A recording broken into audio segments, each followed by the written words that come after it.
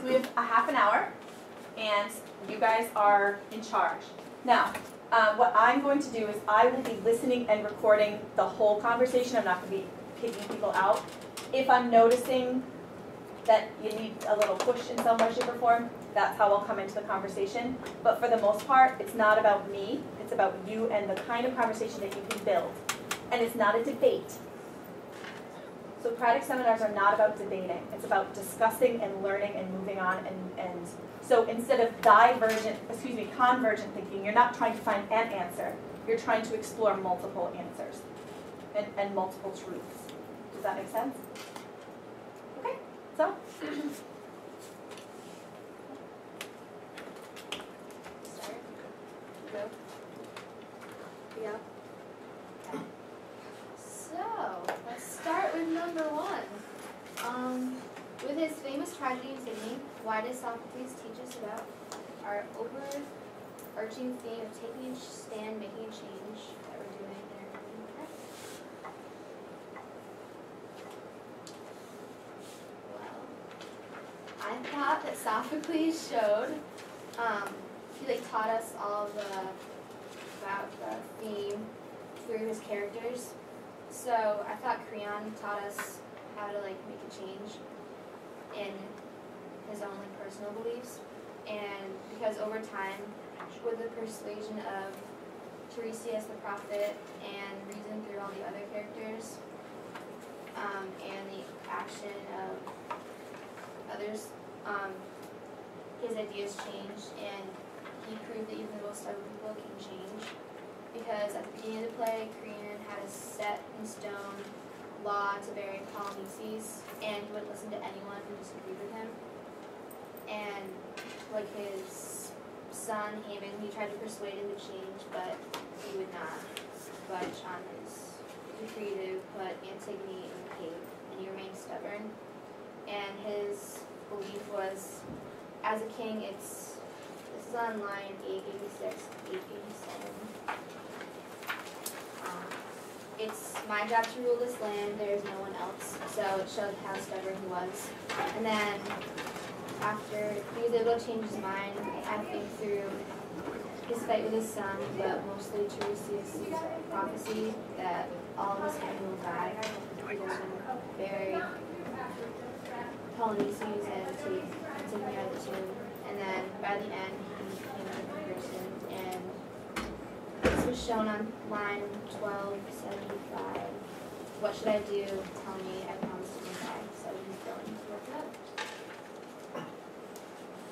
I also said that although he did make a change, it happened too late, and that Sophocles showed us that time is everything, and that even though all the characters did change at some point in time, his change came too late for it to actually change what was happening. I said that if Creon had kind of changed earlier, then he could have saved the life of Antigone and his son Haman and his wife, because if he realized too late after Antigone had already hung herself, and it kind of caused a change in action of all the other deaths after that.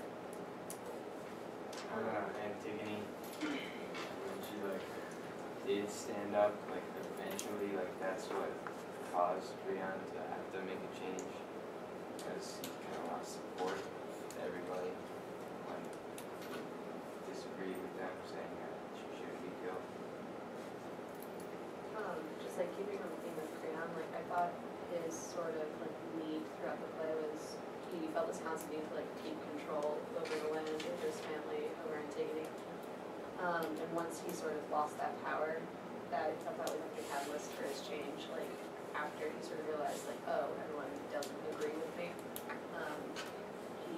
that realization changed his personality. So. But again, it was too little too late, which is Also though, his personality changed, in a way he shouldn't have listened to everything everyone said, because maybe if instead of laughing Antigone that if he just stoned her, then maybe Haman wouldn't have killed himself, and that would mean his mom wouldn't have killed herself, and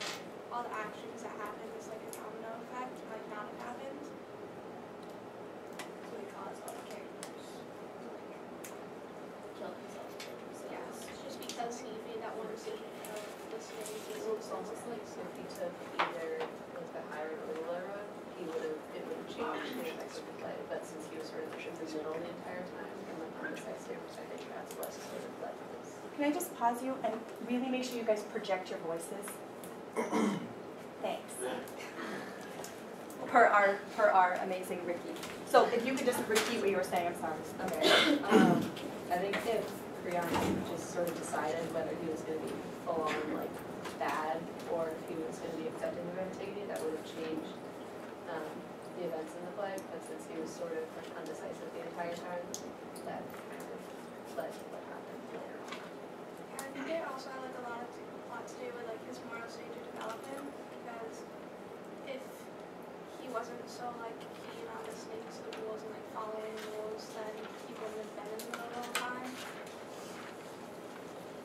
Like kind of basing off that, like one of my closing questions was, how did Creon feel like after everybody had died? Because he kind of ultimately caused everybody to die, and like if he hadn't had Antigone put in the cave, then maybe none of this would have happened.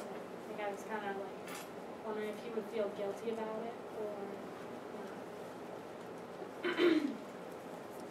I think that he was guilty about it because I think he was more shameful about him being the reason for all the deaths, because he just gave up pretty much at the end because he didn't want to the lines.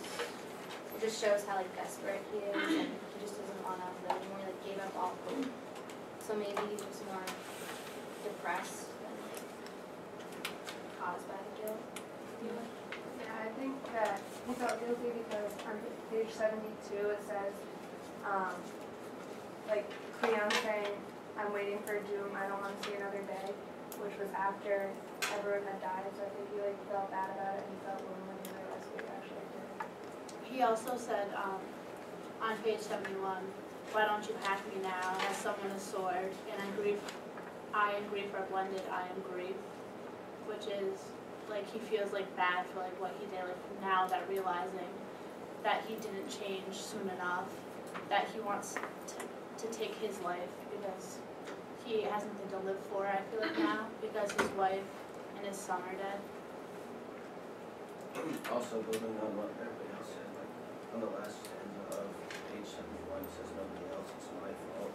I feel he really, that like he's showing that like he knows that he probably should have changed a little bit faster, listened to more people. So that like, not this one happened. Remember to speak up so everyone can hear you.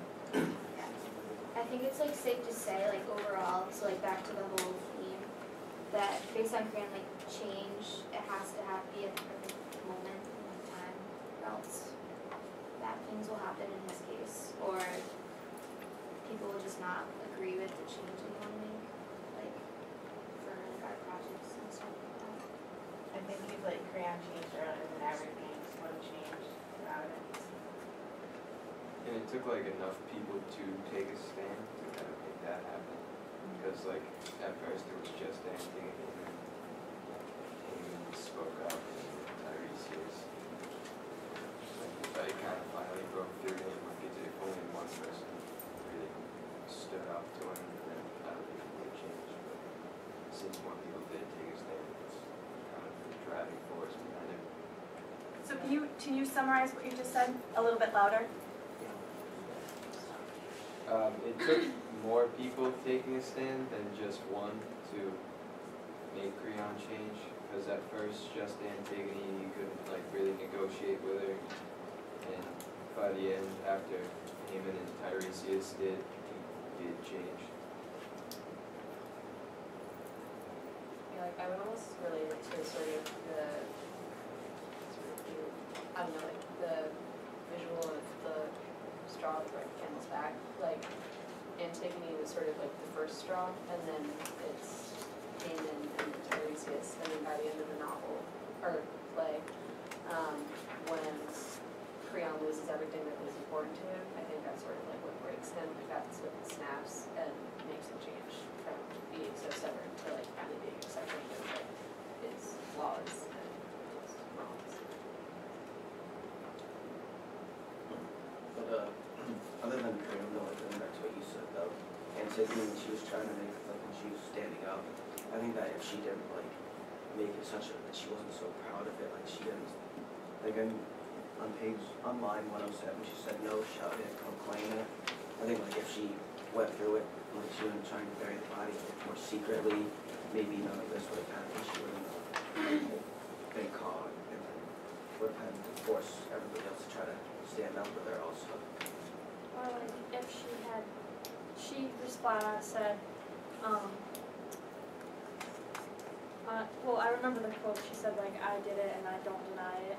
She basically is like saying how proud she is of doing it. Maybe if she was kind of more apologetic, then he wouldn't have punished her as severely. He may have not let her get away with it, but he may have let her like kind of not have as severe of a punishment. Do you guys think if she wasn't a woman that Korean would have been as hard on her than if she was a man that had done what he did? We have to do with the fact that they were related more than how to do if she was a woman. Because but at the same time, if it was a man, I think he would have. I think he took it harder because she was a woman, because he didn't want anybody to overrule, especially the ladies. Yeah, I think he felt threatened by having a woman sort of be above him. Like he almost would have tolerated it more if it was a man. Like he would have, it would have seemed more fitting that a man would have committed that crime. But to him, since it was Antigone, who is both a woman and related to him, I think that definitely sort of like struck him. He couldn't really handle that, and that probably pushed him to be more irrational about his decisions.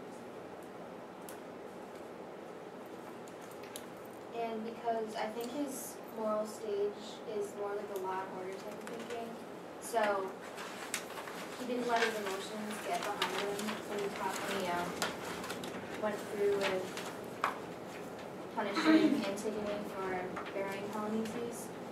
So I think that because he just worries about the law and doesn't care about his emotions, is the reason that he wanted to punish Antigone.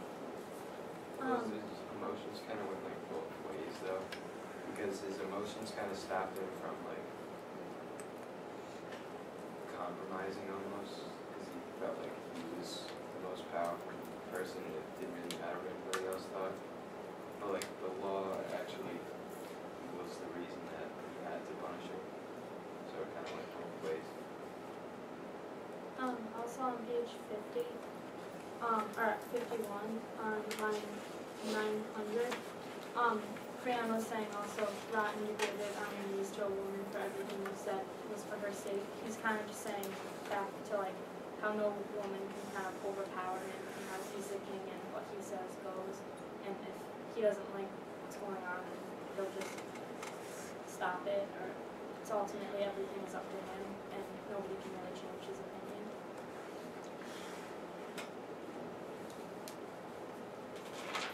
So I'm just going to interject. I'm just going to throw something out there. So I heard two kind of contradicting things. We have Law and Order thinking that keeps emotion out, and then I heard Taylor just say that he said rotten on your knees to a woman. So can you, as in a moral stage of development, be in that moral stage of development and then have your emotions get in the way? And if so, how does that work with Creon? Did his emotions get in the way of what moral stage of development he was in, or did he sort of maintain his same moral stage of development the whole time?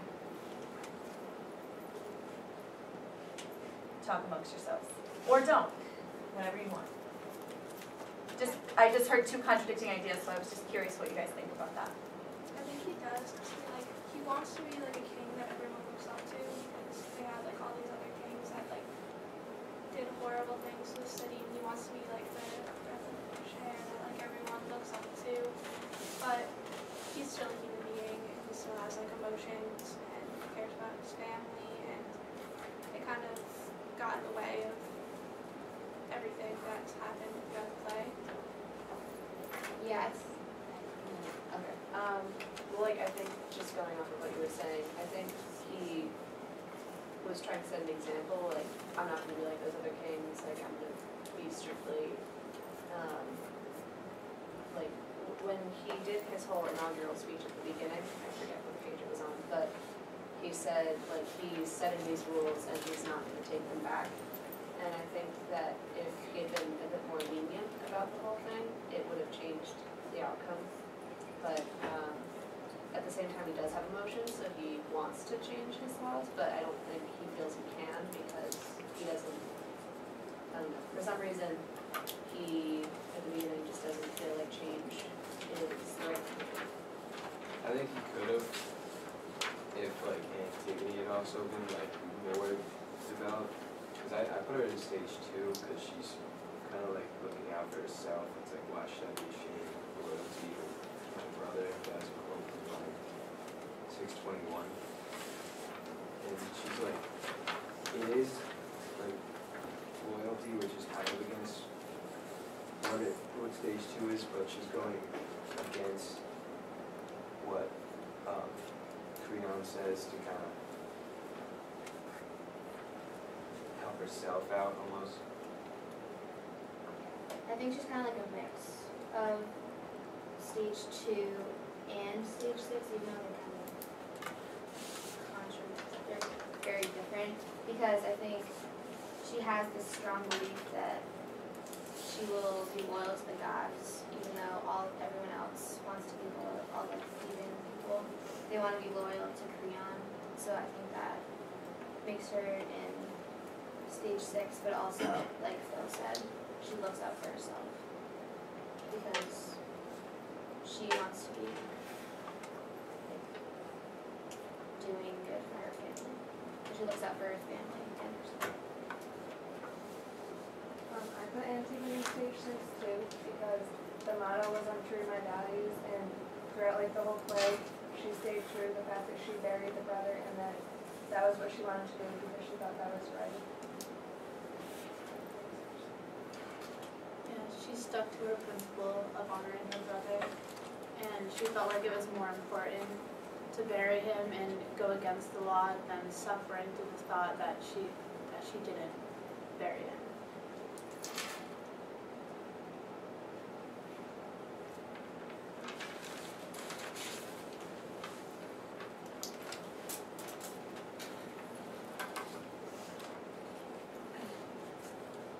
I kind of agree that she's in stage 6 more so because, I mean, through almost like she does care about herself, but from the start, she has put her own life on the line for the sake of honoring her brother and her family. Like, from the start, she hasn't really like cared about whether she lived or died. She has always sort of been brave about her decisions. Like, she doesn't take them back. She doesn't ever regret anything. I feel that she kind of was like such a strong character, because since she lost like her family, she lost her mom and dad, and both of her brothers got in a fight and they died. And since she only has her and her sister left, I think that she kind of just puts her life on the line because she doesn't really have much more to live for. And if something would happen to her sister, then that's it. Then there's nothing for her. So I think if it was just her brothers that had died and her parents were still there, I don't know if she'd be so strong about it. But just because she's lost almost everything she lived for, then there's not much more she has to live for. I actually think the same is for Creon because for question number 3, I analyzed him, and I'm not sure who noticed this, but line 1495, it talks about him having an older son that died in battle, and I think the reason that he is like so harsh and he wants to stick to these rules is because his older son died fighting for Antigone's brother, and it's like almost mad at Antigone because she's thinking like this guy who killed his son is like a good guy and should be rewarded for killing the person that he cares about a lot, like killing his family.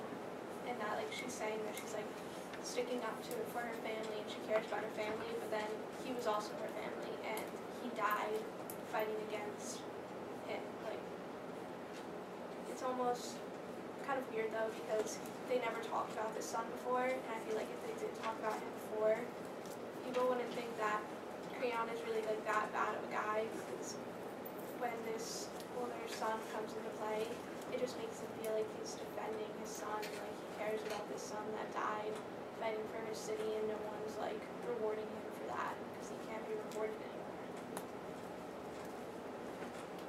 Yeah, like in my notes I related to that too, just like with that one line of first Megaris, the older son, dead hero, like if they had mentioned that earlier, I think we would have all been definitely more sympathetic towards Creon throughout the entire play, but like at the beginning, and almost like from the beginning into the middle, it was sort of like I was questioning why Creon was so like hateful towards Almesis, like it was his own nephew, like why is he so angry about this? But then when we find out that his oldest son died in war, like it makes more sense. So that definitely changed my perspective on Creon.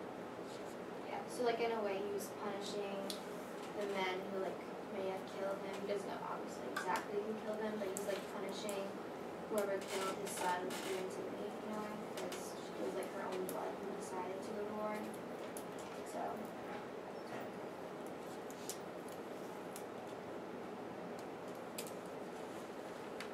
I think it's also like the fact that she wants to respect this Almesis, even though it's his fault that his son is dead, and he doesn't feel like he should be buried, and she let him bury him, and it just makes sense that he wanted her to be punished for doing that. He wanted him to be punished by not being buried.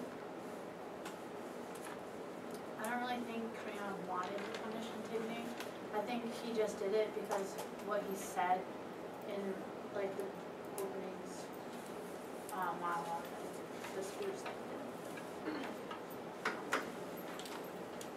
And he talked about like how he just wanted to like stick to his rule, and he didn't want to back down, especially to a woman that we talked about earlier.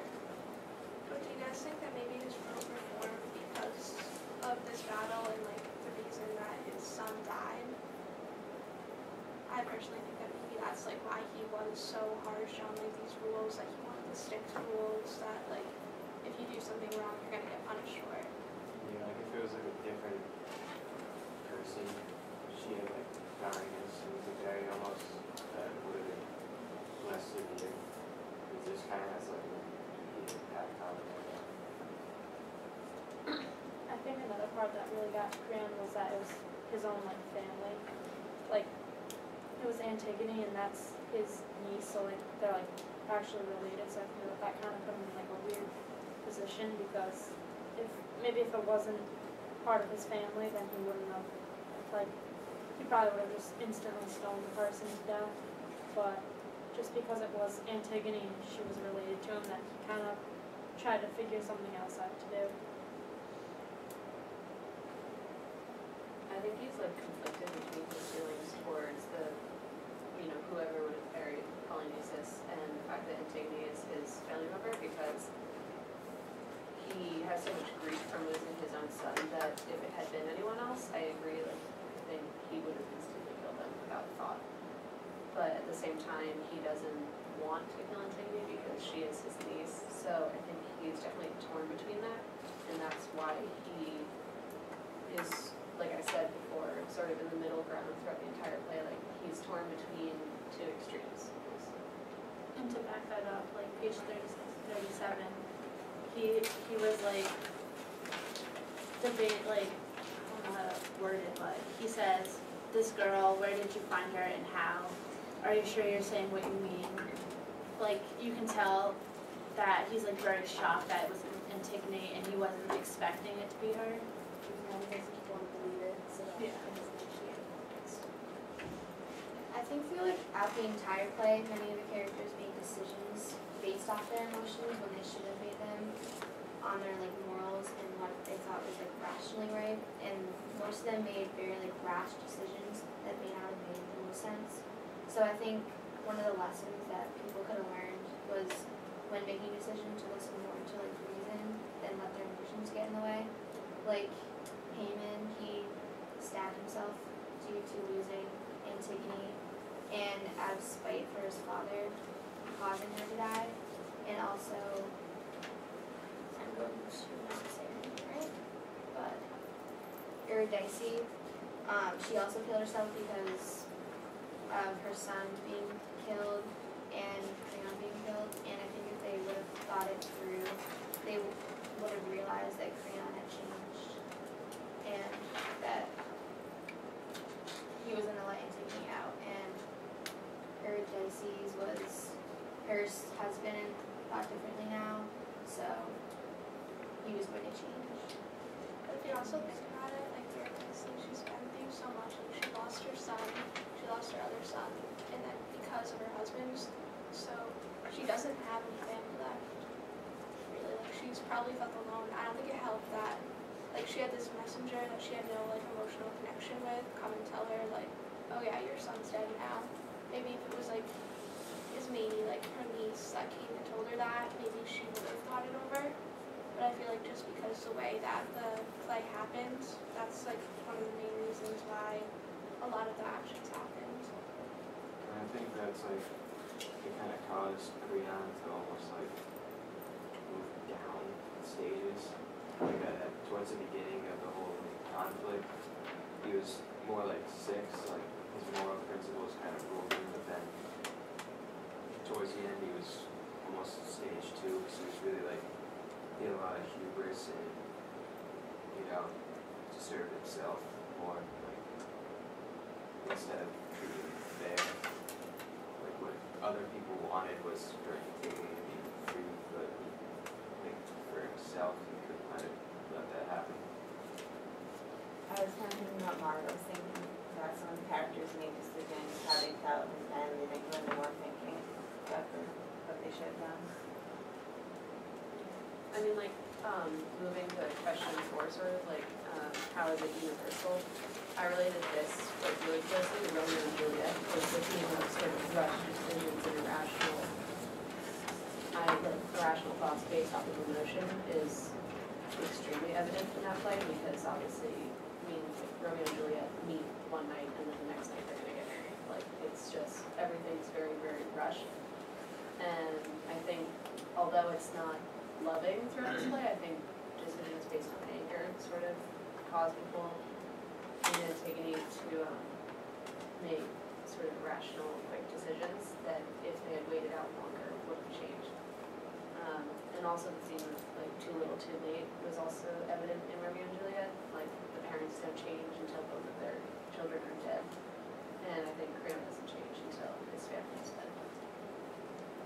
Like Romeo and Juliet, that's like one of the most like apparent ways that it relates. But I also think that it relates a lot to Fahrenheit 451 because it's like you have this person who's fighting for what they believe in and they have like all this pride and they're just trying to like change everyone's opinions. But obviously it still comes too late. So I'm just going to pause. You guys are doing an amazing job, but the bell is going to ring. Snaps for everyone. What I would like you to do is give the people that recorded, give that to your person that you observed. And I will be collecting all of them tomorrow together after the second group goes, okay? So right now, Michael will give it to Bill, Rachel. Take a look at what they observed and answer questions. And if you put the chairs back in rows, that would be awesome. Thank you. Whenever you're ready.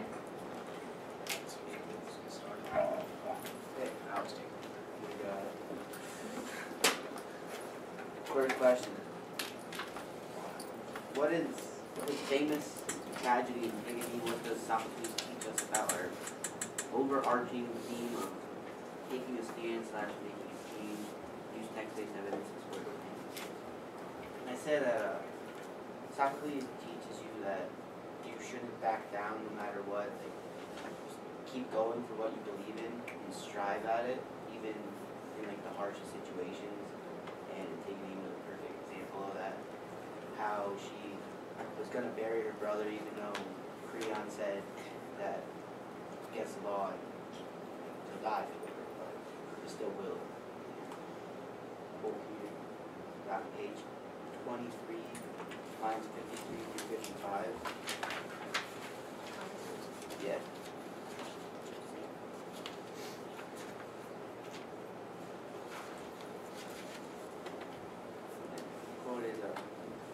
brother and yours too, talking to his main. Whether you will or not, I'll stand by him. And dot dot dot. He cannot keep me from my own. And I have another quote on page 24, lines 106 through 108. And it starts with his meaning. She said, promise not to say anything, keep this a secret, I'll join you in secrecy. And Katie says, no, shout it, proclaim it, I'll hate you more for keeping silent. And these quotes really represent how dead set she is on doing what she believes in. It's kind of the message in this book. Later on in the book, Haman also says, I never surrender when I know something's wrong. Because he's talking about how it's wrong for Antigone to be killed for doing what she believes in. Yeah, to what Alex said, I said like they stand up for themselves. Like Antigone wouldn't let Creon, change her mind about burying her brother. Like she would not let him tell her that she couldn't. To connect like with Colbert's moral stages of development, like since Antigone like doesn't care what punishment is and she's just morally correct, I think she's like stage 6 because she just believes what's right. She doesn't believe anything to do it. But in a way, she is stage 6, but she's also can be there, but also in lower stages because she's doing what she believes in, but she's kind of not thinking of what the consequences are for everyone else. So she's kind of doing what she wants. Consequences for everybody else. She was being one Seeing to her where a brother. lot of people died. Yeah, it's sort of like a chain reaction to Yeah. suicide. She didn't cause their death. Yeah, but it's suicide. Creon. Creon caused Like, do everything. that. later on in the book. I think what I was trying to say here is that even though all these suicides that were taking place, it was the problem surrounding Antigone and how it affected everybody else around them, and the family, and how everybody cares for her, and how they felt the punishment that Creon gave her was wrong. So as everything started to, as their world started to spin around them, they felt that it was their own, like it all failed with them in some way, shape, or form.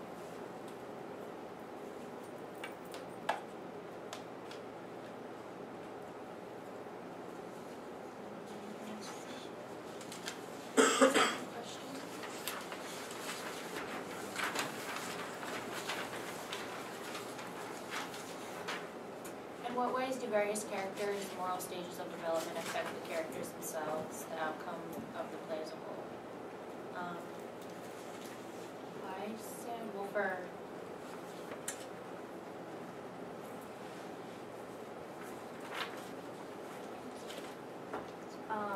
for one of the characters, for their moral stages, I put Antigone, and like Alex said, Mitch said, that she's at stage 6.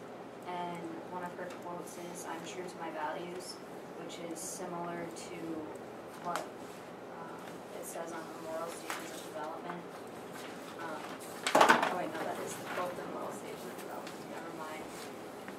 But with that quote, in the book, she's basically will go to any length to stay loyal and do what's morally right about her brother. Like another side of the spectrum, the moral stages like Creon, because Creon doesn't see any moral needs. He just thinks like he's so arrogant, he thinks that everything he does is right. Everyone should believe that what he does is right. I mean, I don't have stages out there. Probably lower stages like 1 or 2. Because even though he made the laws, he follows them like step by step. Like he doesn't want to break his own laws. I said that he was at stage 4, because he has to maintain order, and like leaders, they're not always right, but they think that they're always right, and he won't let anything change his mind. And the quote for that I said was, "My niece, or let her be closer than any who pray at my home earth. She and her kin cannot prevent their deeds, and that's on lines 592 and 594. And that's like explaining that you won't let anything really change your mind. I also have a connection to Creon with the moral stages of development. You can kind of say that he's the power of stage 1. Okay, I'm gonna write that down, Creon, power, stage 1. Have fun at lunch. Don't hit the Nice start, guys.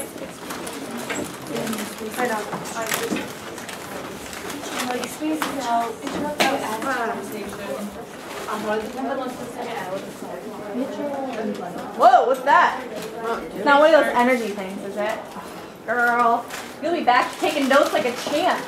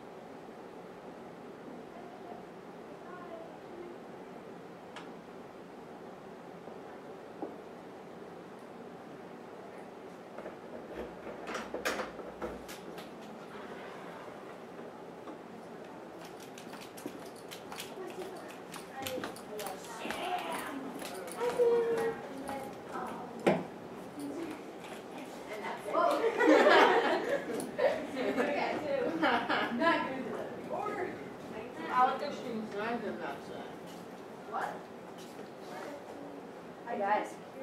Hey guys. Hey guys. Guys, I think Joe gets cute every time I see her. She does. She's so tiny. I know she's married and has kids. Wait, what if I don't have one? Oh, okay.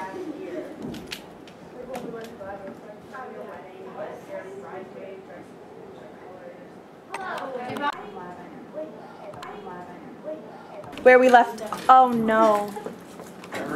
Oh, noses. You're not recording? Oh, it says there's only 6 minutes left of battery. Do you want me to go grab you another camera? No.